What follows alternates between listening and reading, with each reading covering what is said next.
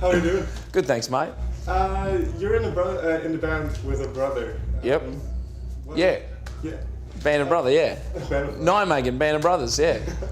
But how did it get started? Where did the musical interest come from? Well, when we were younger, our uncle had a record collection that he left because he moved to Sydney, away from Warrnambool, which was in Victoria, and records which were Led Zeppelin, Iron Maiden, AC/DC, Black Sabbath, Status Quo, Jimi Hendrix, you know, all great rock and roll bands, Creedence Clearwater Revival, everything, ZZ Top, and you know, we just got into listening to it, you know, and putting the record on. We were like, wow, we really want to do this. This is in the age of CDs, you know, and we were getting into vinyl, and it just made us want to play rock and roll. Is there one album? What was the first album you bought? First album I bought was for my birthday. It was a cassette tape. I didn't buy it. It was a birthday present. Razor's Edge album, AC/DC. My folks got me for my birthday. I think I was might have been around, I don't know, 6 years old. Maybe 6 years old at that point when I first heard Razor's Edge. But I seen the Thunderstruck video on TV. What was the initial reaction? Well, I couldn't believe it. I just was like, I had a little blue singlet. I was 6 years old, you know, because I wanted to be like Brian Johnson. And then I had a guitar and I wanted to be like Angus. I couldn't work out which guy I wanted to be, the singer or the guitar player, and still can't work that out now, you know. Yeah, which one is it? I don't know. Still working it out. Okay. Well, you're a very well-known. Your live show is quite important. Yeah. Why is that? Well, I mean, the live show is it's what we love. You know, it's what when we grew up as kids, we used to watch like AC/DC live with Bon Scott in Paris, and the If You Want Blood concert they did, and then we would watch Iron Maiden live at Donington, AC/DC live at Donington, Black Sabbath, Last Supper. We used to watch all these VHS tapes when we were kids, and just the level that they performed at, and the amount of effort that they put in as a band to put those shows on, kind of took note of, and just, well, that's how it is. And then when we started playing shows, we treat every show like it's our last ever show, and we just love playing rock and roll. It just feels so good, you know, and you got all the Marshalls, you know, and you're rocking away.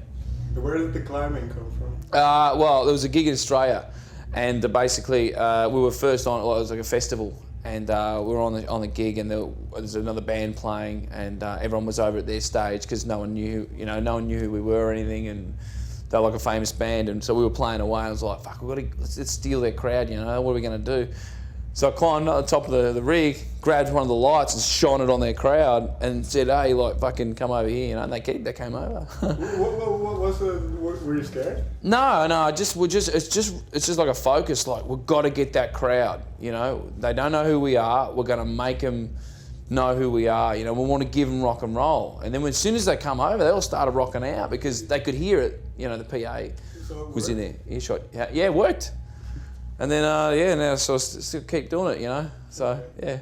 Well, about that, you lived together in Melbourne. Yeah, we lived together as a band for about 3 years. Well, can you tell me what it was like living together? What it taught?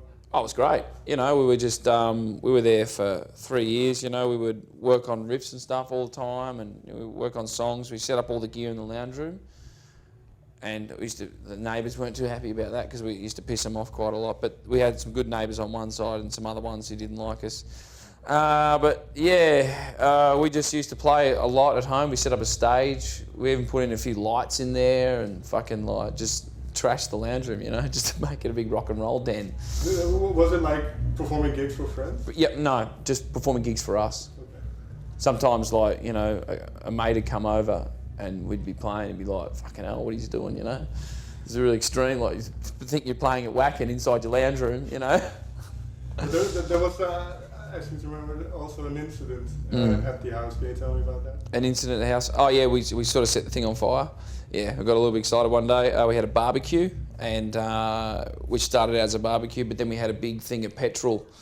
Some people call it gasoline. And basically we had petrol, and we just fucking like threw that on the fire, went everywhere, and then we just kept getting like big cups of it and throwing it, and then like you would throw it, like it would hit the fire, then go on and sort of hit the house and sort of whoosh, up goes the house sort of thing. And I remember one time I had the jerry can of petrol. I'm going, yeah, like this, and it just blows the thing out of my hand, blew me back into the laundry. There's a guy behind me and he got blown back too, and all my, like, sort of lost a bit of hair at the front, and a bit of the laundry sort of caught fire, and yeah, it got pretty crazy that day.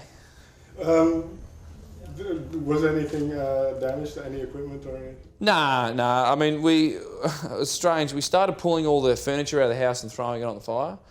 I don't know why we did that. It was just something that we did. Yeah, I mean, I got up in the morning. Well, not the morning, late afternoon. I sort of woke up from my hangover, and I walked outside. I was like, "Whoa, check out the damage," you know, and fuck. And then there was like I seen the wardrobe that was in the lounge room was on the fire, like burnt. And I remember thinking back, going, "How did that get there?" I went, "Oh yeah, I was doing Hulk Hogan's elbow drops into the fire onto the wardrobe, as you do, you know."